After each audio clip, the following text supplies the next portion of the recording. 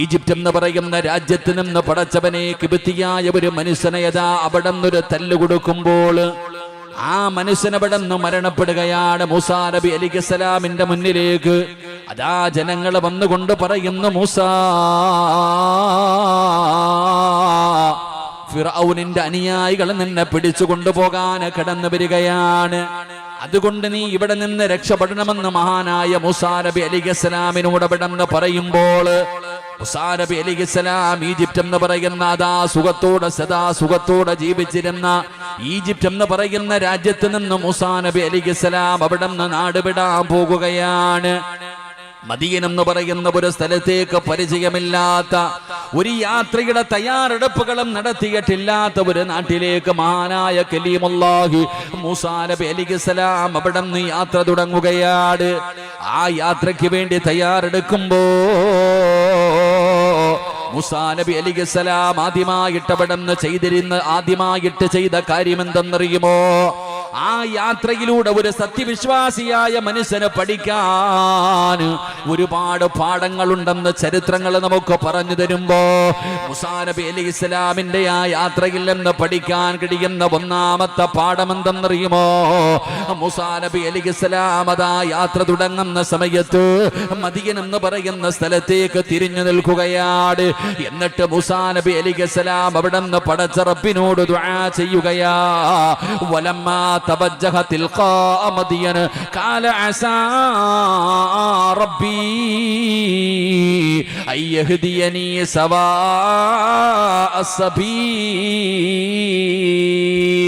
Medina എന്ന് പറയുന്ന രാജ്യത്തേക്ക് നാടുകടക്കാൻ തയ്യാറെടുക്കുന്ന മഹാനായ കലീമുല്ലാഹി മൂസാ നബി അലൈഹിസ്സലാം പടച്ചവനെ യാത്ര തുടങ്ങാൻ തയ്യാറെടുക്കുമ്പോ മൂസാ നബി അല്ലാഹുവിനോട് ദുആ ചെയ്യുന്നു. ഖാല അസാ റബ്ബി അയ്യഹ്ദിയനി സവാഅ സബീൽ. മൂസാ നബി അലൈഹിസ്സലാം അവിടെ യാത്ര തിരിക്കുകയാണ്. മദീന എന്ന് പറയുന്ന സ്ഥലത്തേക്ക് യാത്രയുടെ ഒരു തയ്യാറെടുപ്പും നടത്തിയിട്ടില്ല. യാത്രയ്ക്ക് വേണ്ടി മൂസാ നബി ഒരുങ്ങിയിട്ടില്ല. ഇട്ടിരിക്കുന്ന വസ്ത്രത്തോടെ മൂസാ നബി അലൈഹിസ്സലാം അവിടെ നിന്ന് കയ്യിൽ കിട്ടിയതുമായി മദീന എന്ന് പറയുന്ന നാട്ടിലേക്ക് യാത്ര തിരിക്കുകയാണ്. ആഴ്ചകളോളം സഞ്ചരിച്ചു പോകുന്ന യാത്രയാണ്. ആ യാത്രയ്ക്ക് വേണ്ടി തയ്യാറെടുക്കുമ്പോ മൂസാ നബി അലൈഹിസ്സലാം അല്ലാഹുവിനോട് ആദ്യമായിട്ട് ദുആ ചെയ്യുകയാണ്. പടച്ച റബ്ബേ, ശരിയായ മാർഗത്തിലേക്ക് നീ എന്നെ നയിക്കണേ അല്ലാ. അവിടെ ആദ്യമായിട്ട് പടച്ച റബ്ബിനോട് അവിടെ ദുആ ചെയ്യുകയാ. എന്റെ പ്രിയപ്പെട്ടവരെ, ഈ ചരിത്രം നമുക്ക് പറഞ്ഞു തരുന്ന ഒന്നാമത്തെ കാര്യം എന്തെന്നറിയുമോ? ഒരു സത്യവിശ്വാസി ഏത് കാര്യത്തിന് വേണ്ടി ഇറങ്ങുമ്പോഴും അവൻ ആദ്യമായി പരിഗണിക്കേണ്ട കാര്യമെന്താ? ഈ സദസ്സിലിരിക്കുന്ന എന്റെ പ്രിയപ്പെട്ട സഹോദരങ്ങളോട് സഹോദരിമാരോട് ഒരു സത്യവിശ്വാസിയുടെ ജീവിതത്തിൽ വേണ്ട ഒന്നാമത്തെ ഗുണമെന്തെന്നറിയുമോ? ഏതെങ്കിലും ഒരു കാര്യം ചെയ്യാൻ വേണ്ടി അവന് തയ്യാറെടുത്ത് കഴിഞ്ഞാൽ എന്തെങ്കിലും ഒരു കാര്യം, അത് ഏത് കാര്യമാകട്ടെ, ഒരു വീട് വെക്കുന്ന വിഷയമാകട്ടെ, അല്ലെങ്കിൽ ഒരു കച്ചവടം തുടങ്ങുന്ന വിഷയമാകട്ടെ, അല്ലെങ്കിൽ ഒരു വിവാഹത്തിന്റെ കാര്യമാകട്ടെ, ജീവിതത്തിൽ എന്ത് കാര്യം നീ ചെയ്യാൻ തുടങ്ങുമ്പോഴും നീ ആദ്യമായിട്ട് ചെയ്യേണ്ട ചില കാര്യങ്ങളുണ്ട്. ഈ സദസ്സിലിരിക്കുന്ന എത്രയോ പേര് പടച്ചവനെ അതാ സ്വന്തമായിട്ടൊരു വീട് പണിതല്ലോ. എന്തിനാടോ മനുഷ്യ വീട് പണിതത്? കോടികളും ലക്ഷങ്ങളും ചിലവഴിച്ചുകൊണ്ട് മനോഹരമായ ഒരു കൊട്ടാരം പോലെയുള്ള ഒരു വീട് പണിതു. ആ വീടിന്റെ അകത്ത് ഏറ്റവും കൂടുതൽ വില കൂടിയ ഫർണിച്ചറുകളാ, അല്ലെങ്കിൽ മനോഹരമായ ബെഡ്റൂമുകൾ ഞാനും നിങ്ങളും ഒരുക്കി വെച്ചിട്ടുണ്ട്. എന്തിനു വേണ്ടിയാണ് നമ്മൾ വീട് പണിതത്? അല്ലാഹുവിന്റെ വിശുദ്ധമായ ഖുർആൻ പറയുന്ന വല്ലാഹു ജഅല ലക്കും മിൻ ബുയൂതികും സകനാ. അല്ലാഹുവിന്റെ പരിശുദ്ധമായ ഖുർആൻ പറയുന്ന വീടെന്ന് പറയുന്നത് സമാധാനം തരുന്ന ഒരിടമാ. ഞാനും നിങ്ങളും വീട് പണിതിട്ടുണ്ടല്ലോ. ആ വീടിന്റെ അകത്ത് സമാധാനമുണ്ടോ? സന്തോഷമുള്ള ഒരു ജീവിതം ഉണ്ടോ? കിടന്നാൽ ഉറക്കം വരുന്നുണ്ടോ? മക്കള് പരസ്പരം തമ്മിലടിക്കുകയാണ്, ഭാര്യയും ഭർത്താവും തമ്മിലടിക്കുകയാണ്. ഒരു വീടിന്റെ അകത്ത് സന്തോഷമില്ല, സമാധാനമില്ല. പടച്ചവനെ, അതുപോലെ ഓരോ വിഷയങ്ങൾ എടുത്തു നോക്കൂ, കച്ചവടം എടുത്തു നോക്കൂ, ഉസ്താദേ ഏത് കച്ചവടം തുടങ്ങിയാലും അത് പൊളിഞ്ഞു പോവുകയാണ്, രക്ഷപ്പെടുന്നില്ലല്ലോ. വിവാഹം കഴിച്ചു, അല്ലാഹുവിന്റെ പരിശുദ്ധമായ ഖുർആൻ പറയുന്നു, പടച്ചവനെ വിവാഹം കഴിച്ചാൽ സമാധാനം കിട്ടും, നല്ല ഒരു ജീവിതം കിട്ടുമെന്ന് അല്ലാഹുവിന്റെ വിശുദ്ധമായ ഖുർആൻ പറഞ്ഞു തരുമ്പോ പെണ്ണ് കെട്ടിയിട്ട് സമാധാനമില്ലാത്തവരാണ് നമ്മളിൽ അധികം പേരും.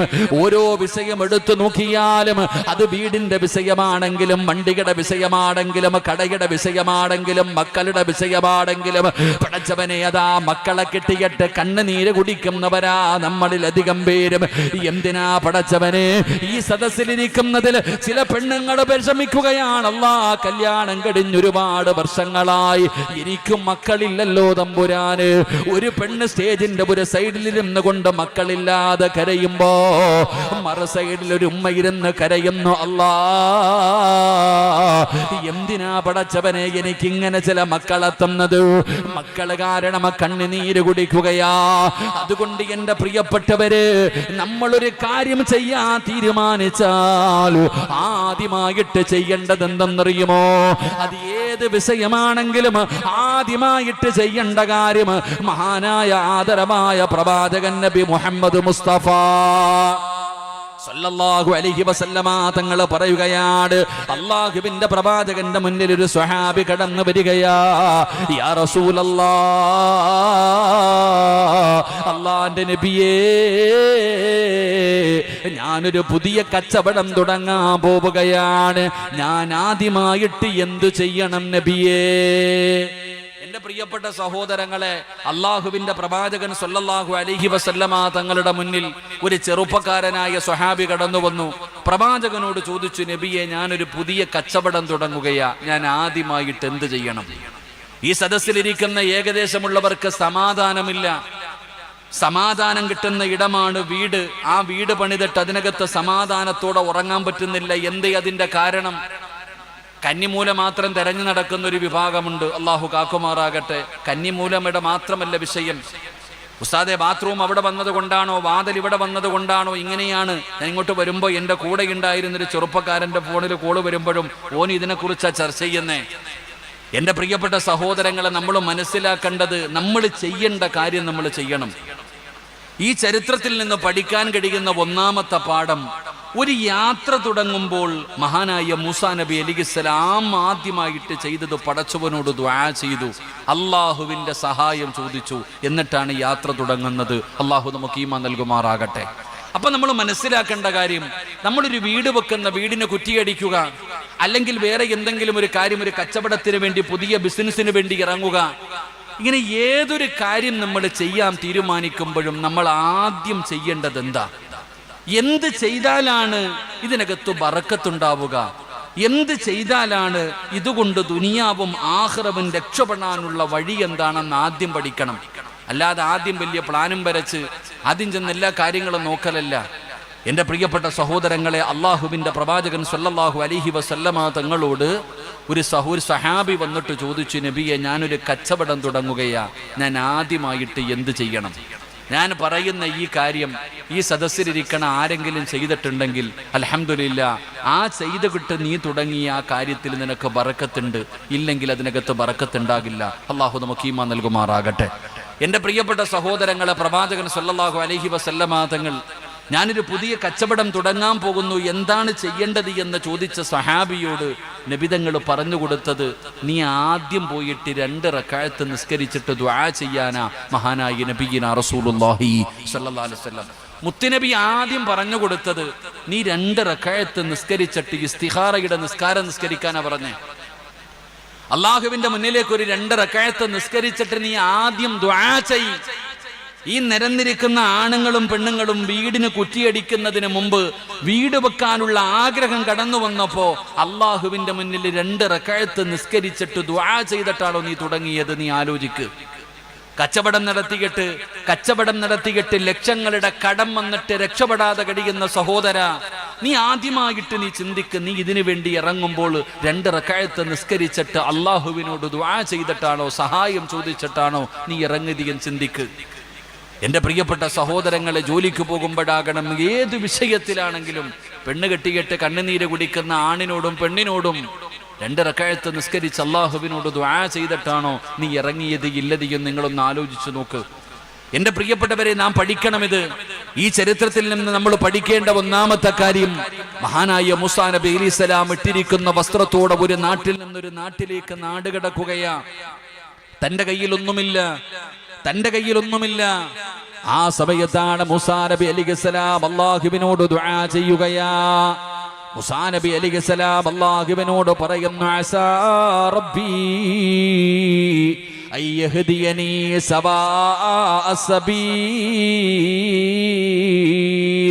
അല്ലാഹുവിനോട് ദുആ ചെയ്യുകയാണ്. മൂസാ നബി അലൈഹിസ്സലാമിനറിയാ പടച്ച റബ്ബ് ഒരിക്കലും കൈവിടില്ല, അല്ലാഹു സഹായിക്കുമെന്ന് മൂസാ നബി അലൈഹിസ്സലാമിന് നല്ലതുപോലെ അറിയാ. പടച്ചവനെ നീ എന്നെ സഹായിക്കണേ അല്ലാ. അവിടുന്ന് പടച്ച റബ്ബിനോട് ദുആ ചെയ്യുകയാ. അതുകൊണ്ട് ഈ സദസ്സിലിരിക്കുന്ന എന്റെ പ്രിയപ്പെട്ട സഹോദരങ്ങളോട് സഹോദരിമാരോട് ആദ്യമായിട്ട് പറയാനുള്ളത് എന്തെന്നറിയുമോ? ഏതൊരു കാര്യത്തിന് വേണ്ടി നിങ്ങൾ തയ്യാറെടുക്കുമ്പോഴും നിങ്ങൾ അല്ലാഹുവിനോട് ദുആ ചെയ്യണേ. അല്ലാഹുവിനെ കുറിച്ചൊരു നല്ല പ്രതീക്ഷ നിങ്ങളുടെ ജീവിതത്തിൽ വെക്കണേ. അല്ലാഹുവിനെ കുറിച്ചുള്ള ഒരു പ്രതീക്ഷയാണ് വേണ്ടത്. അല്ലാഹുവിനെ കുറിച്ച് ആരെ റബ്ബ് കൈവിട്ടാലും എന്നെ റബ്ബ് കൈവിടൂല എന്ന് പറയുന്ന ഉറച്ച ഒരു വിശ്വാസമുണ്ടല്ലോ എന്റെ പ്രിയപ്പെട്ടവരെ. അത് എല്ലാവർക്കും ഉണ്ടാകുന്ന ഒരു സ്വഭാവമല്ല. മഹാനായ ആദരവായ പ്രവാചകൻ നബി മുഹമ്മദ് മുസ്തഫ സല്ലല്ലാഹു അലൈഹി വസല്ലമ തങ്ങൾ പടച്ച റബ്ബിനെ കുറിച്ച് പറഞ്ഞു കൊടുക്കുകയാ. അല്ലാഹുവിനെ കുറിച്ച് തന്റെ സ്വഹാബത്തിന്റെ മുന്നിലിരുന്ന പ്രവാചകനെ പടന്ന് പറഞ്ഞു കൊടുക്കുമ്പോ സ്വഹാബത്ത് ചോദിക്കുന്നു, നബിയേ യാ റസൂലല്ലാഹ്, അല്ലാഹുവിന്റെ പ്രവാചകരെ, അല്ലാഹു ഇരിക്കുന്നത് എവിടെയാണ് നബിയേ? അല്ലാഹു ഇരിക്കുന്നത് എവിടെയാണ് നബിയേ? റസൂലുള്ളാഹി സ്വല്ലല്ലാഹു അലൈഹി വസല്ലമ തങ്ങളോട് സഹാബത്ത് ചോദിക്കുമ്പോ അല്ലാഹുവിന്റെ പ്രവാചകൻ പറഞ്ഞു കൊടുത്തു, അല്ലാഹു ഇരിക്കുന്നത് അർശിലാ. ഉടനെ സഹാബത്ത് ചോദിക്കുന്നു, അയ്ന അർശുല്ലാഹ്, അല്ലാഹുവിന്റെ അർശിരിക്കുന്നത് എവിടെയാണ് നബിയേ? ആ സമയത്താണ് പ്രവാചകൻ പറഞ്ഞു കൊടുക്കുന്ന പടച്ച റബ്ബിന്റെ അർശിരിക്കുന്നത് എവിടെയെന്നറിയുമോ? ഖൽബുൽ മുഅ്മിനി അർശുല്ലാഹ്. ഒരു യഥാർത്ഥ സത്യവിശ്വാസിയുടെ ഹൃദയത്തിലാണ് പടച്ച റബ്ബിന്റെ അർശിരിക്കുന്നതെന്ന് അല്ലാഹുവിന്റെ പ്രവാചകൻ അവിടെന്ന് പറഞ്ഞു കൊടുക്കുമ്പോ സ്വഹാബത്ത് അല്ലാഹുവിന്റെ റസൂലിന്റെ മുന്നിലിരുന്ന് കരയുകയാ. പ്രവാചകൻ അവിടെന്ന് ചോദിച്ചു, എന്തിനാ സ്വഹാബാ നിങ്ങൾ കരയുന്നത്? എന്തിനാണ് സഹാബാ നിങ്ങൾ കരയുന്നത്? അല്ലാഹുവിന്റെ പ്രവാചകൻ അവിടെന്ന് ചോദിക്കുമ്പോ സ്വഹാബത്ത് പറയുന്നു, നബിയേ അല്ലാഹുവിന്റെ അർശ് ഞങ്ങളുടെ ഹൃദയത്തിലുണ്ടോ എന്ന് ഞങ്ങൾക്കറിയില്ലല്ലോ. അല്ലാഹുവിന്റെ അർശ് ഹൃദയത്തിലുണ്ടോ എന്ന് ഞങ്ങൾക്കറിയില്ലല്ലോ. അറിയാമല്ല അടയാളവുമുണ്ടോ നബിയേ? അല്ലാഹുവിന്റെ അർശ് ഞങ്ങളുടെ ഹൃദയത്തിലുണ്ടോ എന്ന് അറിയാൻ വല്ല അടയാളവുമുണ്ടോ എന്ന് മുത്തുനബിയോട് സഹാബത്ത് ചോദിക്കുമ്പോ അല്ലാഹുവിന്റെ പ്രവാചകൻ പറഞ്ഞു കൊടുത്തു, അല്ലാഹുവിന്റെ അർശ് ഹൃദയത്തിലുള്ള അടിമകൾക്ക് ചില അടയാളമുണ്ട്. ആ അടയാളങ്ങളിൽ പെട്ട ഒന്നാമത്തെ അടയാളം എന്തെന്നറിയുമോ? ആരെങ്കിലും അല്ലാഹുവിനെ കുറിച്ച് നല്ല വിചാരം വെച്ചാ അവന്റെ ഹൃദയത്തിൽ അല്ലാഹുവിന്റെ അർശുണ്ടെന്ന് മുത്തുനബി അവിടെന്ന് പറയുമ്പോ അല്ലാഹുവിനെ കുറിച്ചുള്ള ഒരു നല്ല ഭാവന ആര് കൈവിട്ടാലും എന്റെ റബ്ബന്നെ കൈവിടൂല. ആരൊക്കെ സഹായിച്ചില്ലെങ്കിലും പടച്ച റബ്ബന്നെ സഹായിക്കുമല്ലോ. അങ്ങനെ ഒരു വിശ്വാസമാണ് നമുക്ക് വേണ്ടത്. അങ്ങനെ ഒരു വിശ്വാസമാണ് മൂസാ നബി അലൈഹിസ്സലാമിനുണ്ടായിരുന്നത്. അങ്ങനെ ഒരു വിശ്വാസമാണ് മഹാനായ ഖലീലുല്ലാഹി ഇബ്രാഹിം നബി അലൈഹിസ്സലാമിനുണ്ടായിരുന്നത്. നമ്രൂദ് എന്ന് പറയുന്ന ഭരണാധികാരി പടച്ചവനെ അതാ വലിയ ഒരു തീക്കുണ്ടാരമുണ്ടാക്കിയിട്ട് ഇബ്രാഹിം നബി അലൈഹിസ്സലാമിനെ തീക്കുണ്ടാരത്തിലേക്ക് വലിച്ചെറിയാ തീരുമാനിക്കുകയാ. ആ തീക്കുണ്ടാരത്തെ കുറിച്ച് ചരിത്രം പറയുന്നത് ആകാശത്തിലൂടെ പറന്നു പോകുന്ന പറവകൾ പോലും കരിഞ്ഞു പോകുന്ന രീതിയിൽ ഭയാനകമായ ഒരു തീക്കുണ്ടാരമുണ്ടാക്കി ഇബ്രാഹിം നബി അലൈഹിസ്സലാമിനെ അടുത്തു കൊണ്ടുപോയി തീക്കുണ്ടാരത്തിലേക്ക് വലിച്ചെറിയാൻ കഴിയാത്തത് കാരണം അമ്പും വില്ലും തയ്യാറാക്കി ഉയരമുള്ള സ്ഥലത്ത് കയറ്റി നിർത്തിയിട്ട് ഇബ്രാഹിം നബി അതിനകത്തേക്ക് എഴുതി വിടാ നിർത്തിയിരിക്കുകയാണ്. പടച്ചവനെ ഉയരമുള്ള സ്ഥലത്ത് ഇങ്ങനെ കയറ്റി നിർത്തിയിരിക്കുകയാണ്. അതാ ശത്രുക്കൾ അതിലേക്ക് എഴുതി വിടുന്നതിന് വേണ്ടി തയ്യാറെടുക്കുമ്പോ അതാ വരുന്ന മുഖറബുൽ അംലാക്ക് മലക്ക് ജിബ്രീൽ അലൈഹിസ്സലാം ഇറങ്ങി വരികയാണ്. ഇബ്രാഹിം നബിയുടെ ചാരത്ത് വന്നിട്ട് ചോദിക്കുന്നു, നബിയേ അങ്ങയെ സഹായിക്കട്ടെ നബിയേ, ഈ തീക്കുണ്ടാരം അണച്ചു കളയട്ടെ നബിയേ, അങ്ങയെ രക്ഷപ്പെടുത്തട്ടെ നബിയേ. ഇബ്രാഹിം നബി അലൈഹിസ്സലാം പറഞ്ഞു കൊടുത്ത മറുപടി എന്തെന്നറിയുമോ? ജിബ്രീലേ, എനിക്ക് നിന്റെ സഹായം വേണ്ട, എനിക്ക് നിന്റെ സഹായം വേണ്ട. എന്നെ പടച്ച റബ്ബിനറിയാ എന്നെ രക്ഷപ്പെടുത്താൻ, അല്ലാഹുവിനറിയാ എന്നെ രക്ഷപ്പെടുത്താൻ. ഹസ്ബുനല്ലാഹു നിഅമൽ വകീൽ നിഅമൽ മൗലാ വ നിഅമൻ നസീർ. ഇബ്രാഹിം നബി അലൈഹിസ്സലാം അവിടെ നിന്നുകൊണ്ട് പറയുന്ന ഹസ്ബുനല്ലാഹ്, എനിക്കല്ല മതിയെന്ന മഹാനായ ഇബ്രാഹിം നബി അലൈഹിസ്സലാം അവിടെ നിന്ന് ജിബ്രീൽ എന്ന് പറയുന്ന മലക്കിനോട് പറഞ്ഞു കൊടുക്കുമ്പോ, എന്റെ പ്രിയപ്പെട്ടവരെ, നമ്രൂദ് എന്ന് പറയുന്ന ക്രൂരനായ ഭരണാധികാരിയുടെ തീക്കുണ്ടാരത്തിലേക്ക് 40 ദിവസത്തോളം ഉല്ലാസത്തിന് പോയിട്ട് ശരീരത്തിലെ ഒരു രോമം പോലും കരിയാതെ ആ തീക്കുണ്ടാരത്തിനകത്ത് നിന്ന് ഇബ്രാഹിം നബി തിരിച്ചു വന്ന ചരിത്രം അല്ലാഹുവിന്റെ ഖുർആൻ വെറുതെ പറയുന്നതല്ല, അത് പഠിക്കാനാ ചെറുപ്പക്കാരാ. എന്റെ പ്രിയപ്പെട്ട പെങ്ങളെ, ആദ്യം ഉറക്കേണ്ടത് നിന്റെ വിശ്വാസമാണ്, ആദ്യം ഉറക്കേണ്ടത് നിന്റെ ഈമാനാണ്. പടച്ചവനെ, ആ വിശ്വാസം നമുക്ക് നഷ്ടപ്പെട്ടു പോയി. അതുകൊണ്ടാണ് പടച്ച റബ്ബിന്റെ സഹായം നമുക്ക് നഷ്ടപ്പെട്ടു പോകുന്നത്. അതുകൊണ്ട് പ്രതീക്ഷയാണ് വേണ്ടത്. അല്ലാഹു ഒരിക്കലും നമ്മളെ കൈവിടൂല, അല്ലാഹു ഒരിക്കലും നമ്മളെ കൈവിടൂല. ജീവിതത്തിൽ ദുഃഖങ്ങളും ദുരിതങ്ങളും വേദനകളും പ്രയാസങ്ങളും പ്രതിസന്ധികളും ഇത് അല്ലാഹു നിന്നെ പരീക്ഷിക്കുന്നതിന് വേണ്ടി തരുന്നതാ. അല്ലാഹു നിന്റെ ഈമാൻ അളക്കുന്നതാണ്, നിന്റെ വിശ്വാസത്തെ പടച്ചവൻ അടക്കുന്നതാണ്, നിനക്ക് സ്വർഗം തരുന്നതിന് വേണ്ടിയാ. അല്ലാതെ വിവാഹം കഴിഞ്ഞു 15 കൊല്ലമായിട്ടും അല്ലാഹു നിനക്ക് മക്കളെ തരാത്തത് നിന്നോട് കോപമുള്ളത് കൊണ്ടല്ല, നിന്നെ വെറുപ്പുള്ളത് കൊണ്ടല്ല. ഉസ്താദേ, സ്വന്തമായിട്ട് എനിക്കൊരു വീടില്ലല്ലോ, ഏത് കച്ചവടം ചെയ്താൽ തകർന്നു പോവുകയാണല്ലോ. ഞാൻ നിസ്കരിക്കുന്നവനാട്, നോമ്പ് പിടിക്കുന്നവനാട്, സദഖ കൊടുക്കുന്നവനാട്, എല്ലാ നന്മകൾക്കും മുൻപന്തിയിൽ നിൽക്കുന്നവനാട്. എന്നിട്ടും അല്ലാഹു എനിക്ക് ക്യാൻസർ തന്നല്ലോ, എനിക്ക് ട്യൂമർ തന്നല്ലോ, ഞാൻ കിടന്ന കിടപ്പിൽ കിടന്നു മലമൂത്ര വിസർജനം നടത്തുന്ന അവസ്ഥയിലേക്ക് വന്നല്ലോ. അല്ലാഹുവിൻ എന്നെ വെറുപ്പാടെന്ന് പറയില്ലേ? പടച്ചവന് നിന്നെ വല്ലാത്ത ഇഷ്ടമുള്ളത് കൊണ്ടാ. അല്ലാഹു സ്നേഹിച്ചാൽ എങ്ങനെയാണ്, അല്ലാഹു സ്നേഹിച്ചാൽ എങ്ങനെയാ. അല്ലാഹുവിനൊരു മനുഷ്യനെ ഇഷ്ടപ്പെട്ട് കഴിഞ്ഞ അല്ലാഹു വലിയ പരീക്ഷണങ്ങൾ കൊടുക്കുമെന്ന് അല്ലാഹുവിന്റെ പരിശുദ്ധമായ ഖുർആൻ പറയുകയാ. അല്ലാഹുവിന്റെ വിശുദ്ധമായ ഖുർആനിലൂടെ അല്ലാഹു തന്നെ പറയുന്നുണ്ട്, വലനബുലുമന്നകും ബിശൈഇൻ മിനൽ ഖൗഫി വൽ ജൂഇ വനഖസിൻ മിനൽ അംവാലി വൽ അൻഫുസി വസ്സമറാത്ത് വബശ്ശിരിസ് സ്വാബിരീൻ الذين إذا أصابتهم مصيبة قالوا إنا لله وإنا إليه راجعون. അല്ലാഹുവിന്റെ വിശുദ്ധമായ ഖുർആൻ അവിടെന്ന് പറയുമ്പോ അല്ലാഹു പരീക്ഷിക്കുമെന്ന് പറഞ്ഞല്ലോ.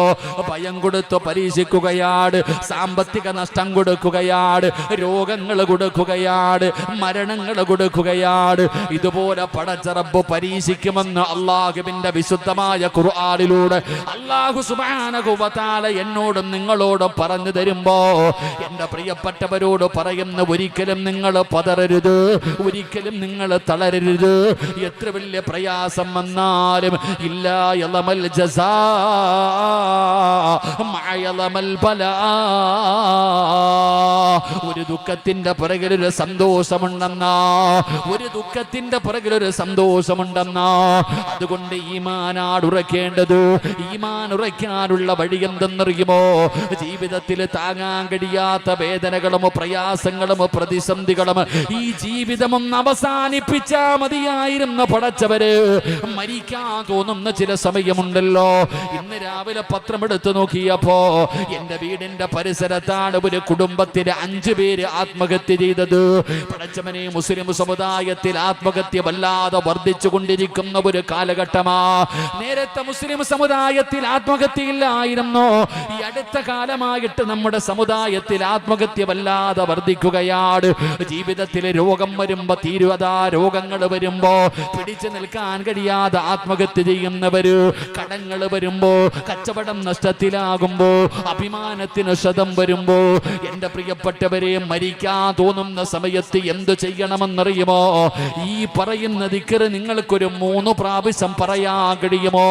ജീവിതത്തിൽ എത്ര വലിയ പ്രയാസമാകട്ടെ, പടച്ചവനെ ജീവിതം അവസാനിപ്പിക്കണം, എനിക്കും മരിക്കണം പടച്ചവര് എന്ന് തോന്നുന്ന ഒരു സമയം വരുമ്പോ എന്തു ചെയ്യണമെന്നറിയുമോ? ഹസ്ബുനല്ലാഹു നിഅമൽ വകീൽ നിഅമൽ മൗലാ വ നിഅമൻ നസീർ. ഈ പറയുന്ന ദിക്ർ 3 പ്രാവശ്യം പറഞ്ഞാ മതി. ഹസ്ബുനല്ലാഹു നിഅമൽ വകീൽ നിഅമൽ മൗലാ വ നിഅമൻ നസീർ. ഈ പറയുന്ന ദിക്ർ സമാധാനത്തോടെ 1 മിനിറ്റ് നീയൊന്നും മിണ്ടാതെ ഇരുന്ന് അല്ലാഹുവേ മനസമാധാനത്തോടെ 3 പ്രാവശ്യം ഇത് പറഞ്ഞാ പടച്ചവനെ നിനക്ക് മനസമാധാനം വരികയാണ്, നിന്റെ മനസ്സിനൊരു സമാധാനം കിട്ടുകയാ. ഇത് ഞാൻ പറഞ്ഞു തന്നതല്ല, അല്ലാഹുവിന്റെ പ്രവാചകൻ നബി മുഹമ്മദ് മുസ്തഫ സല്ലല്ലാഹു അലൈഹി വസല്ലമ തങ്ങളുടെ പ്രിയപ്പെട്ട ഭാര്യയായ ആയിഷ ബീബി റളിയല്ലാഹു തആല അൻഹ. ആയിഷ ബീബിയുടെ ചരിത്രം അറിയുമല്ലോ.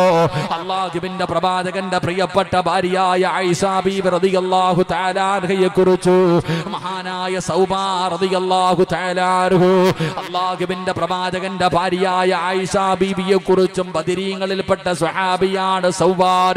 ഈ സ്വഹാബിയെ കുറിച്ച് ഇവര് രണ്ടുപേരും തമ്മിൽ ശാരീരികമായി വിഭജിച്ചു എന്ന് പറഞ്ഞ ആരോപണം നടക്കുകയാണ്. അല്ലാഹുവിന്റെ പ്രവാചകന്റെ പ്രിയപ്പെട്ട ഭാര്യയെ കുറിച്ചാണ് പറയുന്നത്. എവിടെ നോക്കിയാലും പടച്ചവനെ ആയിഷ ബീവിയെ കുറിച്ചുള്ള ചർച്ചകളാണ്. അല്ലാഹുവിന്റെ പ്രവാചകൻ അവിടെ നിന്ന് കേട്ട് മടുക്കുകയാണ്. എവിടെ നോക്കിയാലും ആയിഷ ബീവിയെ കുറിച്ചാണ് പറയുന്നത്. അല്ലാഹുവിന്റെ പ്രവാചകൻ സ്വല്ലല്ലാഹു അലൈഹി വസല്ലമ തങ്ങൾക്കറിയാ ആയിഷ തെറ്റ് ചെയ്തിട്ടില്ലെന്ന്, പലർക്കും അറിയാ തെറ്റ് ചെയ്തിട്ടില്ലെന്ന്. ആയിഷ ബീബി റളിയല്ലാഹു തആല അൻഹയെ കുറിച്ച് എവിടെ നോക്കിയാലും പറയുന്നത് കേട്ടപ്പോ അല്ലാഹുവിന്റെ പ്രവാചകന് വീടിനകത്തേക്ക് കടന്നു വന്നിട്ട് പറഞ്ഞു, ആയിഷ കുറച്ചു ദിവസം നീ നിന്റെ വീട്ടിലേക്ക് പോയി നിൽക്ക ആയിഷ. ഒരു സമാധാനത്തിന് വേണ്ടി അല്ലാഹുവിന്റെ പ്രവാചകൻ ആയിഷ ബീബി റളിയല്ലാഹു തആല അൻഹയെ തന്റെ വീട്ടിലേക്ക് പറഞ്ഞു വിടുകയാ. പടച്ചവനെ, ആയിഷ ബീബിക്ക് വല്ലാത്ത വിഷമമായി. അല്ലാഹുവിന്റെ റസൂല് വീട്ടിൽ നിന്ന് തന്റെ വീട്ടിലേക്ക് പറഞ്ഞു വിടുകയാണ്. മഹാനായ സയ്യിദുനാ അബൂബക്കർ സിദ്ദീഖ് റളിയല്ലാഹു തആല അൻഹു ആയിഷ ബീബിയുടെ പിതാവാ. തന്റെ പൊന്നാര മകളുടെ ഭർത്താവിന്റെ വീട്ടിൽ നിന്ന് വിളിച്ചു കൊണ്ടുപോകുന്നതിന് വേണ്ടി കടന്നു വരുമ്പോ തന്റെ പിതാവിന്റെ മുന്നിലേക്ക് ആയിഷ ബീബി റളിയല്ലാഹു തആല അൻഹ കടന്നു ചെന്നിട്ട് അവിടെ നിന്ന് പറയുന്നു, വാപ്പാ ഞാൻ അല്ലാഹുവിന്റെ പ്രവാചകന്റെ ഭാര്യ, ഞാൻ അങ്ങനെ ചെയ്യുമെന്ന് ഉപ്പയ്ക്ക് തോന്നുന്നുണ്ടോ? അബൂബക്കർ തങ്ങളൊന്നും മിണ്ടിയില്ല. പടച്ചവനെ, ആയിഷ ബീബി റളിയല്ലാഹു തആല അൻഹ തന്റെ വീട്ടിലേക്ക് കടന്നു ചെല്ലുമ്പോ 9.5 മാസക്കാലം ഗർഭം ചുമന്ന് മരണവേദനയുടെ വേദനയും നൊന്ത് പ്രസവിച്ച തന്റെ പ്രിയപ്പെട്ട മാതാവ്, തന്റെ പൊന്നുമക്കളുടെ കണ്ണ് നിറഞ്ഞാൽ സഹിക്കാൻ കഴിയാത്ത മാതാവ്, ആ പ്രിയപ്പെട്ട മാതാവിന്റെ ചാരത്ത് ചെന്ന് കെട്ടിപ്പിടിച്ചുകൊണ്ട് ആയിഷ ബീബി റളിയല്ലാഹു തആല അൻഹ എല്ലാവരും പറയുന്നത് കള്ളമാണ്. അവർ തെറ്റിദ്ധരിച്ചിരിക്കുകയാണ്. എന്റെ ഭാഗത്ത് തെറ്റില്ലെന്ന് പറഞ്ഞു ആയിഷ ബീബിയുടെ പ്രിയപ്പെട്ട മാതാവിനോട് പറയുമ്പോ ഉമ്മ പറഞ്ഞു, ആയിഷ, തെളിവുകൾ നിനക്ക് എതിരാണ് ആയിഷ. പെങ്ങളെ, നിന്നെ പോലെ 20, 25, 30, 40 വയസ്സോ ആയിഷ ബീബിക്കില്ല. അന്ന് ചെറിയ പ്രായമാണ്. ആയിഷ ബീബി റളിയല്ലാഹു തആല വീടിനകത്തേക്ക് കയറുകയാണ്. വീട്ടുകാര് മാത്രമല്ല, അതാ അയൽവാസികൾ മാത്രമല്ല, ഒരു നാട് മുഴുവനും തെറ്റുകാരിയാണെന്ന് അവിടെ നിന്ന് പറയുമ്പോ ആ പ്രിയപ്പെട്ട ചെറുപ്രായക്കാരിയായ ആയിഷ ബീബി റളിയല്ലാഹു തആല വീടിന്റെ അകത്ത് കയറുകയാണ്. നരമ്പ് മുറിച്ചില്ല, അവിടെ ആത്മഹത്യ ചെയ്തില്ല. ആയിഷ ബീബി പടച്ചവനെ വീടിന്റെ അകത്ത് കഴിയുകയാണ്. ഓരോ ദിവസവും രാവിലെയാകുമ്പോ സുബഹി നമസ്കാരം കഴിയുമ്പോ അല്ലാഹുവിന്റെ പ്രവാചകന് വരുന്നു എന്ന് വാതിലിൽ വന്ന് നോക്കുകയാണ്. ഓരോ ദിവസവും ആയിഷ ബീബി വന്ന് നോക്കുന്നുണ്ട്. അല്ലാഹുവിന്റെ പ്രവാചകൻ വരുന്നുണ്ട്. ആയിഷ ബീബി മടങ്ങുകയാണ്. ദിവസങ്ങൾ കഴിഞ്ഞു. അല്ലാഹുവേ, ഒരു ദിവസം മഹാനായ നബി മുഹമ്മദ് മുസ്തഫ സുബഹി കഴിഞ്ഞ ആയിഷ ബീബി റളിയല്ലാഹു തആല നോക്കിയിരിക്കുമ്പോ അല്ലാഹുവിന്റെ പ്രവാചകനെ ചിരിക്കുന്ന മുഖത്തോടെ വീട്ടിലേക്ക് കടന്നു വരികയാ. ആയിഷ ബീബിക്ക് വല്ലാത്ത സന്തോഷമായി ഇറങ്ങി ഓടുകയാണ്. അല്ലാഹുവിന്റെ പ്രവാചകന്റെ മുന്നിലേക്ക് കടന്നു ചെന്നു. യാ റസൂലല്ലാഹ്, അല്ലാഹുവിന്റെ നബിയേ, ഞാൻ നിരപരാധിയാണെന്ന് അല്ലാഹു പറഞ്ഞോ നബിയേ? അല്ലാഹു പറഞ്ഞോ നബിയേ? ജിബ്രീൽ ഖുർആനിന്റെ ആയത്തുമായിട്ട് വന്നോ നബിയേ? അല്ലാഹുവിന്റെ റസൂല് അല്ലാഹുവിന്റെ പ്രവാചകൻ സല്ലല്ലാഹു അലൈഹി വസല്ലമ തങ്ങൾ അവിടെന്ന് പറഞ്ഞു കൊടുത്തു, ആയിഷ, നീ നിരപരാധിയാണെന്ന് അല്ലാഹു പറഞ്ഞിരിക്കുകയാ. ജിബ്രീൽ വഹിയുമായിട്ട് വന്നു. അല്ലാഹുവിന്റെ ഖുർആനിൽ ആയത്തിറങ്ങി. ആയിഷ ബീബി റളിയല്ലാഹു തആല അൻഹയ്ക്ക് വല്ലാത്ത സന്തോഷമാണ്. അവിടെന്ന് ആയിഷ ബീബി പറഞ്ഞു, നബിയേ, എനിക്ക് ഉറപ്പായിരുന്നു നബിയേ, ഏഴാകാശം കടന്ന് ജിബ്രീൽ അല്ലാഹുവിന്റെ പരിശുദ്ധമായ ഖുർആനിന്റെ ആയത്തുമായി ഇറങ്ങി വരുമെന്ന് എനിക്ക് ഉറപ്പായിരുന്നു നബിയേ. അല്ലാഹുവിന്റെ പ്രവാചകൻ ആയിഷ ബീബി റളിയല്ലാഹു തആല ഇങ്ങനെ ഉറപ്പോടെ പറയുന്നത് കേട്ടപ്പോ റസൂലുള്ളാഹി ചോദിക്കുന്നു, ആയിഷ, ഇത്രയും ദിവസം നീ എങ്ങനെയാ ജീവിച്ചിരുന്നത്? ഇത്രയും ദിവസം നീ എങ്ങനെയാണ് നിന്റെ മനസ്സിനെ പിടിച്ചിടത്തിയിരുന്നത്? ആയിഷ, ഖുർആനിന്റെ ആയത്തുമായി ജിബ്രീൽ വരുമെന്ന് ഇത്ര ഉറപ്പോടെ പറയുന്നത് എന്തേ ആയിഷ? അല്ലാഹുവിന്റെ പ്രവാചകൻ സല്ലല്ലാഹു അലൈഹി വസല്ലമ തങ്ങളോട് ആയിഷ ബീബി റളിയല്ലാഹു തആല അൻഹ പറഞ്ഞു, നബിയേ, ജിബ്രീൽ വരുമെന്ന് എനിക്ക് ഉറപ്പായിരുന്നു. അല്ലാഹു എന്നെ സഹായിക്കുമെന്ന് എനിക്ക് ഉറപ്പായിരുന്നു. എങ്ങനെയാ ആയിഷ നീ ഇത്രയും ദിവസം പിടിച്ചു നിന്നത്?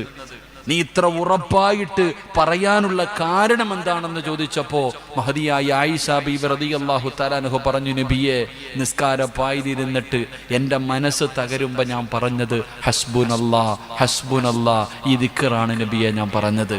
എൻ്റെ മനസ്സ് തകരുമ്പോ, എല്ലാവരും എന്നെ ഒറ്റപ്പെടുത്തിയപ്പോ, ഞാനൊരു മോശക്കാരിയാണെന്ന് എല്ലാവരും പറഞ്ഞു പരത്തിയപ്പോ ഞാൻ പിടിച്ചു നിന്നത് ഹസ്ബുനല്ലാഹ് എന്ന് പറയുന്ന ദിക്റ് പറഞ്ഞിട്ടാണെന്ന് മഹദിയായ ആയിഷ ബീബി റളിയല്ലാഹു തആല അൻഹ പറഞ്ഞു കൊടുത്തെന്ന് ചരിത്രം പഠിപ്പിക്കുമ്പോൾ, എൻ്റെ പ്രിയപ്പെട്ടവരെ, ജീവിതത്തിൽ താങ്ങാൻ കഴിയാത്ത വേദന വരുമ്പോൾ, ഈ ജീവിതം ഒന്ന് അവസാനിപ്പിക്കണമെന്ന് തോന്നുമ്പോൾ ഈ ദിക്റ് നിങ്ങളൊരു 3 പ്രാവശ്യം പറഞ്ഞു നോക്ക്. ജീവിതത്തിൽ അത് അനുഭവിക്കാൻ കഴിയും. അള്ളാഹു നമുക്ക് ഈമാൻ നൽകി അനുഗ്രഹിക്കുമാറാകട്ടെ. അതുകൊണ്ട് ഞാൻ പറഞ്ഞു വന്നത്, എൻ്റെ പ്രിയപ്പെട്ട സഹോദരങ്ങളെ, അള്ളാഹുവിനെ കുറിച്ചൊരു നല്ല ഭാവന വേണം. അള്ളാഹു നമ്മളെ കൈവിടില്ല എന്നുള്ള ഒരു വിശ്വാസം വേണം. അത് ജനങ്ങൾ എന്തു പറയുന്നു അതിനെക്കുറിച്ച് നമ്മൾ നോക്കരുത്. ജനങ്ങളെക്കുറിച്ച് നമ്മൾ ചിന്തിക്കേണ്ട കാര്യമില്ല. അള്ളാഹുവിന്റെ തൃപ്തിയാണ് നമുക്ക് വേണ്ടത്. അത് എന്തുമാകട്ടെ, എത്രയോ ചരിത്രങ്ങൾ നമുക്ക് പഠിക്കാം, എത്രയോ ചരിത്രങ്ങൾ നമുക്ക് പഠിക്കാൻ കഴിയുന്നു. എൻ്റെ പ്രിയപ്പെട്ടവരെ, എൻ്റെ പ്രിയപ്പെട്ട സഹോദരങ്ങളെ, എത്രയോ ചരിത്രങ്ങൾ. ഉസ്മാനിയ സുൽത്താൻമാരുടെ ചരിത്രങ്ങൾ പറയുമ്പോൾ, സുൽത്താൻ മുറാദ് എന്ന് പറയുന്ന ഒരു മഹാൻ ജീവിച്ചിരുന്നു. ചരിത്രം നിങ്ങൾ വായിച്ചു നോക്ക്. ഹദീസിന്റെ ഗ്രന്ഥങ്ങളിലൊക്കെ ഈ ചരിത്രം കാണാം. ഹദീസിന്റെ ഗ്രന്ഥങ്ങൾ എടുത്തു നോക്ക്. സുൽത്താൻ മുറാദ് എന്ന് പറയുന്ന ഒരു മഹാനിന്റെ ചരിത്രം. മഹാനായ സയ്യിദുനാ ഉമർ ഇബ്നുൽ ഖത്താബ് റളിയല്ലാഹു തആല അൻഹുവിനെ പോലെ തൻ്റെ ജനങ്ങളെക്കുറിച്ച് അന്വേഷിക്കാൻ രാത്രി കാലങ്ങളിൽ അദ്ദേഹം പകലും രാത്രിയും തൻ്റെ ജനങ്ങളെക്കുറിച്ച് അന്വേഷിക്കാൻ നടക്കുന്ന രാജാവാണെങ്കിലും മതഭരണാധികാരി, ഒരു രാജ്യത്തിന്റെ രാജാവാണെങ്കിലും തൻ്റെ ജനതയെക്കുറിച്ച് അന്വേഷിക്കാൻ വേണ്ടി രൂപം മാറിയിട്ട് നടക്കുന്ന മനുഷ്യനായിരുന്നു അദ്ദേഹം. അദ്ദേഹത്തിന്റെ ചരിത്രം പറയുകയാ, രാത്രി ഒരു സ്വപ്നം കണ്ടു. മഹാനവറുകൾ രാത്രി അവിടെ നിന്ന് ഒരു സ്വപ്നം കണ്ടു.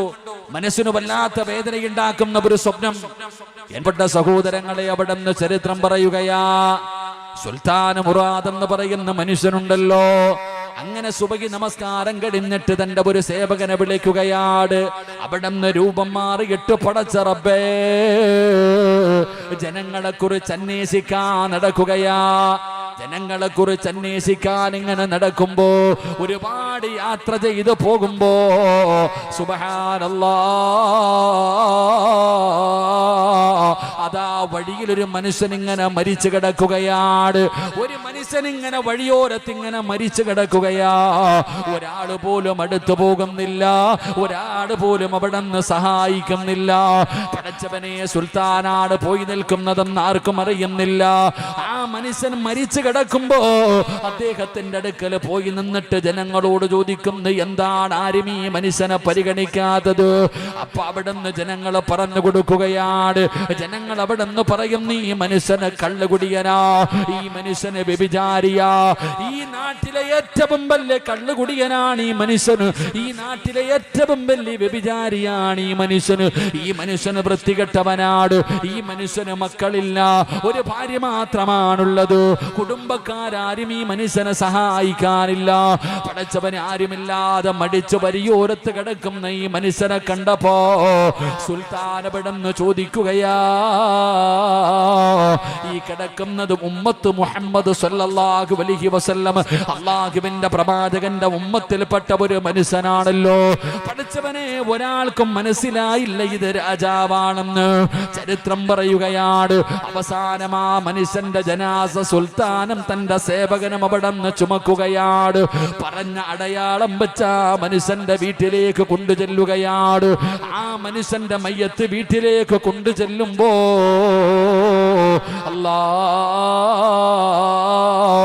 അദ്ദേഹത്തിന്റെ പ്രിയപ്പെട്ട ഭാര്യ ജനാസ കാണുമ്പോ കരയുകയാ, വല്ലാതെ കരയുകയാണ്. തന്റെ പ്രിയപ്പെട്ട ഭർത്താവ് നാട്ടുകാർ മുഴുവനും പറയുന്നു, ഇവന് കള്ളുകുടിയനാണ്, വ്യഭിചാരിയാണ്, ഇവന് വൃത്തികെട്ടവനാണെന്ന് നാട്ടുകാർ മുഴുവനും പറയുന്ന മനുഷ്യനുണ്ടല്ലോ. ആ മനുഷ്യന്റെ ജനാസയാണ് വീടിന്റെ അകത്ത് കൊണ്ടുവച്ചപ്പോ അദ്ദേഹത്തിന്റെ പ്രിയപ്പെട്ട ഭാര്യ കരയുകയാ. സുൽത്താൻ അവിടെ നിന്ന് ചോദിച്ചു, എന്തിനാ നിങ്ങൾ കരയുന്നത്? ഇവന് കള്ളുകുടിയനല്ലേ, ഇവൻ വ്യഭിചാരിയല്ലേ, ഇവനൊരു വൃത്തികെട്ടവനല്ലേ, എന്തിനാണ് നിങ്ങൾ കരയുന്നതെന്ന് ചോദിക്കുമ്പോ സുൽത്താനിനോട് ആ മനുഷ്യന്റെ ഭാര്യ പറയുകയാ, എന്റെ ഭർത്താവ് കള്ളുകുടിയനല്ല, എന്റെ ഭർത്താവ് ഒരു തുള്ളി കള്ള് പോലും കുടിക്കാത്തവനാ. എന്റെ ഭർത്താവ് എന്ത് ചെയ്യുമെന്നറിയോ? അതാ നല്ല സമ്പത്തുള്ള മനുഷ്യനാണ്, നല്ല സമ്പത്തുള്ള മനുഷ്യനാണ്. എല്ലാ ദിവസവും അതാ കള്ള് ഷാപ്പിലേക്ക് കടന്നു ചെന്നിട്ട് വില കൂടിയ കള്ളുകൾ മുഴുവനും വാങ്ങുകയാണ്. കള്ള് ജനങ്ങളെ നോക്കുമ്പോ കള്ള് ഷാപ്പിൽ പോയി കള്ള് വാങ്ങുന്നുണ്ട്. എല്ലാ കള്ളുകളും മേടിച്ചു കൊണ്ടുവന്നിട്ട് ഈ വീടിനകത്ത് കൊണ്ടുവന്നിട്ട് അത് നശിപ്പിച്ച് കളയുകയാ. എന്നിട്ട് ആ മനുഷ്യൻ പറയുന്നു, അൽഹംദുലില്ലാഹ്, പടച്ച റബ്ബേ, ഈ നാട്ടുകാർക്കൊന്ന് കുടിക്കാൻ കള്ള് കിട്ടില്ലല്ലോ, പേടിച്ചു കൊണ്ടുവന്ന് നശിപ്പിച്ചതിന്റെ പേരില് എനിക്ക് ഒരുപാട് ചെറുപ്പക്കാരെ കള്ളുകുടിയിൽ നിന്ന് രക്ഷപ്പെടുത്താ കഴിഞ്ഞല്ലോ. അൽഹംദുലില്ലാഹ്. ആ മനുഷ്യനവിടെന്ന് പറയുകയാ, ഭാര്യ പറയുകയാണ്, ശരീരം വിറ്റ് ജീവിക്കുന്ന പെണ്ണുങ്ങളുണ്ടല്ലോ, പെണ്ണുങ്ങളുടെ വീടുകളിലേക്ക് കടന്നു ചെന്നിട്ട് അവരെന്തിനാ പണത്തിന് വേണ്ടിയല്ലേ ശരീരം വിൽക്കുന്നത്? അവരുടെ വീട്ടിൽ ചെന്നിട്ട് അവരുടെ കയ്യിൽ പൈസ കൊടുത്തിട്ട് പറയും, ഇന്നൊരാളുടെയും മുമ്പിൽ നിങ്ങൾ പോകരുത്, നിങ്ങൾക്ക് പൈസ കിട്ടിയല്ലോ. പടച്ചവനെ, ശരീരം വിറ്റ് ജീവിക്കുന്ന പെണ്ണുങ്ങളുടെ വീട്ടിൽ പൈസ കൊണ്ട് കൊടുത്തിട്ട് അൽഹംദുലില്ലാഹ് മനുഷ്യൻ പറയുകയാ, ഒരുപാട് ചെറുപ്പക്കാരെ വ്യഭിചാരത്തിൽ നിന്ന് ഞാൻ രക്ഷപ്പെടുത്തിയല്ലോ അല്ലാ. ഓരോ ദിവസവും എൻ്റെ പ്രിയപ്പെട്ട ഭർത്താവ് ഇങ്ങനെയാണ് ചെയ്യുന്നത്. ഇത് കണ്ടപ്പോ പ്രിയപ്പെട്ട ഭാര്യ ഭർത്താവിനോട് പറഞ്ഞു, നിങ്ങൾ ചെയ്യുന്നത് എന്താണെന്ന് നിങ്ങൾക്കും അല്ലാഹുവിനും എനിക്കുമല്ലേ അറിയൂ, അല്ലാതെ നാട്ടുകാർക്കറിയില്ലല്ലോ. നിങ്ങൾ ഒരു ദിവസം മരിക്കേണ്ടവനാണ്, നിങ്ങളെ ഇവരാരും തിരിഞ്ഞു നോക്കില്ല എന്ന് ആ പ്രിയപ്പെട്ട ഭാര്യ തന്റെ ഭർത്താവിനോട് പറയുമ്പോ ഭർത്താവ് ചിരിച്ചുകൊണ്ട് പറഞ്ഞ മറുപടി എന്തെന്നറിയുമോ? സുൽത്താനോട് പറഞ്ഞു കൊടുക്കുകയാ, രാജ്യത്തിന്റെ ഭരണാധികാരിയോട് പറഞ്ഞു കൊടുക്കുകയാ, അതാ ഞാൻ എന്റെ ഭർത്താവിനോട് ഇത് പറഞ്ഞപ്പോ എന്റെ ഭർത്താവ് പറഞ്ഞ മറുപടി എന്തെന്നറിയോ? ആരാ പറഞ്ഞത് ഞാൻ മരിച്ചാൽ ആള് വരില്ലെന്ന്? ആ മനുഷ്യൻ പറയുന്നു, ഞാൻ മരിച്ചാ എന്റെ മയ്യത്ത് കുളിപ്പിക്കാൻ ഈ രാജ്യത്തിന്റെ ഭരണാധികാരി വരും. ഞാൻ മരിച്ചാൽ എന്റെ മയ്യത്ത് കുളിപ്പിക്കാൻ ഈ രാജ്യത്തിന്റെ ഭരണാധികാരി വരും. എന്റെ കഫം പൊതിയുന്നത് ഈ രാജ്യത്തിന്റെ ഭരണാധികാരിയാ, എന്റെ മയ്യത്ത് നമസ്കരിക്കുന്നത് ഈ രാജ്യത്തിന്റെ ഭരണാധികാരിയാ. എന്റെ ജനാസയിൽ ഈ നാട് ഇന്നുവരെ കാണാത്ത ജനങ്ങള്, ആലിമീങ്ങൾ, അല്ലാഹു ഇഷ്ടപ്പെട്ടവർ ഈ ഭരണാധികാരിയുടെ പുറകിൽ നിന്ന് എന്റെ മയ്യത്ത് നമസ്കരിക്കും. അല്ലാഹു എന്നെ ഒരിക്കലും കൈവിടൂല, അല്ലാഹു ഒരിക്കലും എന്നെ കൈവിടൂല. ഈ മനുഷ്യനിത് പറയുമ്പോ ഭാര്യ പറയുകയായിരുന്നു, ഞാൻ ചിരിക്കുമായിരുന്നു. എന്റെ ഭർത്താവ് ഇങ്ങനെ പറയുമ്പോ ഞാൻ ചിരിച്ച് കളിയാക്കുമായിരുന്നു എന്നവിടെന്ന് പറയുമ്പോ സുബ്ഹാനല്ലാഹ്, സുൽത്താനിന്റെ കണ്ണ് നിറയുകയാ. പഠിച്ചവനെ, തന്റെ രൂപമങ്ങ് മാറ്റുകയാണ്. ഇത് ചരിത്രമാ സഹോദരാ, ഇത് വെറുതെ പറയുന്നതല്ല.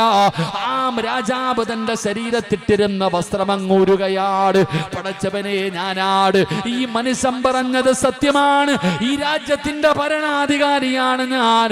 ആ മനുഷ്യന്റെ ജനാസ കുളിപ്പിച്ചത് രാജാവ് തന്നെയാ, അവിടത്തെ ജനാസ പൊതിഞ്ഞത് രാജാവ് തന്നെയാ. ചരിത്രം പറയുകയാ, ആ നാട് കാണാത്ത ജനമായിരുന്നു അദ്ദേഹത്തിന്റെ മയ്യത്ത് നമസ്കരിക്കാൻ. പഠിച്ചവനെ, ആ നാട്ടിൽ ഒരാൾ മരിച്ചപ്പോ പോലും അത്രയും ജനം കൂടിയിട്ടില്ല. രാജാവ് തന്നെയാണ് ഇമാമത്ത് നിന്നത്. എന്റെ പ്രിയപ്പെട്ടവരെ, ചരിത്രം പറയുമ്പോ ഇതാണ് അല്ലാഹുവിനെ കുറിച്ചൊരു മനുഷ്യനെ പ്രതീക്ഷ വെച്ചാൽ അവന് കിട്ടുന്ന ഒരു വലിയ അനുഗ്രഹമാണിത്. അതുകൊണ്ട് മഹാനായ കലീമുല്ലാഹി മൂസാ നബി അലൈഹിസ്സലാം മദീന എന്ന് പറയുന്ന രാജ്യത്തേക്ക് നാട് കടക്കുമ്പോ ആദ്യമായിട്ട് ചെയ്തതെന്തെന്നറിയുമോ? മദീന എന്ന് പറയുന്ന സ്ഥലത്തേക്ക് തിരിഞ്ഞു നിന്നിട്ട് അല്ലാഹുവിനോട് ദുആ ചെയ്യുകയാ. വലമ്മാ തവജ്ജഹ തിൽഖാ മദിയന ഖാല അയ്യഹ്ദിയനി സബീൽ. അവിടുന്ന് ദുആ ചെയ്തിട്ടാണ് അവിടുന്ന് യാത്ര തുടങ്ങുന്നത്. എന്റെ പ്രിയപ്പെട്ടവരെ, ഖുർആൻ പറയുകയാണ്, മൂസാ നബി അലൈഹിസ്സലാം അങ്ങനെ ആഴ്ചകളോളം യാത്ര ചെയ്തു. ആഴ്ചകളോളം വളരെ കഷ്ടപ്പെട്ടു, പ്രയാസപ്പെട്ടു യാത്ര ചെയ്തു. മദീന എന്ന് പറയുന്ന സ്ഥലത്ത് ചെന്നപ്പോൾ, മദീന എന്ന് പറയുന്ന സ്ഥലത്തേക്ക് ഒരാഴ്ചയോളം കഷ്ടപ്പെട്ട് യാത്ര ചെയ്തു മൂസാ നബി അലൈഹിസ്സലാം എത്തി. മദീന എന്ന് പറയുന്ന സ്ഥലത്ത് ചെല്ലുമ്പോൾ ആദ്യമായിട്ട് കാണുന്ന രംഗം, എൻ്റെ പ്രിയപ്പെട്ട സഹോദരങ്ങളെ, ആടുകൾക്കും ഒട്ടകങ്ങൾക്കും വെള്ളം കൊടുക്കുന്നതിന് വേണ്ടി ഒരു കിണറ്റിന്റെ ചുവട്ടിൽ വല്ലാത്ത മത്സരം നടക്കുകയാണ്. ആണുങ്ങളും പെണ്ണുങ്ങളും എല്ലാവരും വെള്ളം കോരുന്നതിന് വേണ്ടി ഒരു കുളത്തിന്റെ, ഒരു കിണറ്റിന്റെ ചുവട്ടിൽ കിടന്നുകൊണ്ട് വല്ലാത്ത തിരക്ക് കൂട്ടുന്നു. മൂസാ നബി നോക്കുമ്പോ രണ്ട് പെൺകുട്ടികൾ അവരുടെ ആടുകളുമായിട്ട് മാറി നിൽക്കുന്നു. മൂസാ നബി അലൈഹിസ്സലാം നോക്കുമ്പോ കാണുന്ന രംഗം, രണ്ട് പെൺകുട്ടികൾ മാത്രം മാറി നിൽക്കുന്നു. മറ്റ് ആണുങ്ങളും പെണ്ണുങ്ങളും വെള്ളം കോരുവാനുള്ള, അവരുടെ മൃഗങ്ങൾക്ക് വെള്ളം കൊടുക്കുവാനുള്ള തിരക്ക് കൂട്ടുകയാണ്. മൂസാ നബി അലൈഹിസ്സലാം ആ പെൺകുട്ടികളുടെ അടുത്ത് പോയിട്ട് ചോദിച്ചു, നിങ്ങൾ എന്തേ വെള്ളം കോരാൻ പോകാത്തെ? നിങ്ങൾ എന്തേ വെള്ളം കോരാൻ പോകാത്തെ? അവരെല്ലാവരും വെള്ളം കോരിക്കൊണ്ട് പോകുന്നല്ലോ, നിങ്ങളുടെ ആടുകൾക്ക് വെള്ളം കൊടുക്കാൻ കഴിയില്ലല്ലോ, നിങ്ങൾ എന്താ പോകാത്തെ? എന്തേ നിങ്ങളുടെ കൂടെ ആണുങ്ങളൊന്നുമില്ലേ? ആ സമയത്ത് ആ പെൺകുട്ടികൾ പറഞ്ഞ മറുപടി, ഞങ്ങൾക്ക് ആണുങ്ങളുടെ ഇടയിൽ പോയി വെള്ളം കോരാൻ ഞങ്ങൾക്ക് മടിയാ, ഞങ്ങൾക്ക് വല്ലാത്ത ലജ്ജയാ. എന്റെ പ്രിയപ്പെട്ട സഹോദരങ്ങളെ, ഖുർആൻ പറയുന്നു, വലമ്മാ വറദ മാഉ മദിയൻ വജദ അലൈഹി ഉമ്മത്തും മിനന്നാസ് യസ്കൂന വജദ മിൻ ദൂനിഹിമാ ഇംറഅതൈനി തദൂദാൻ. അല്ലാഹുവിന്റെ വിശുദ്ധമായ ഖുർആൻ പറയുകയാ, മൂസാ നബി അലൈഹിസ്സലാം ആ പെൺകുട്ടികളോട് ചോദിച്ചു, ഞാൻ നിങ്ങളെ സഹായിക്കട്ടെ?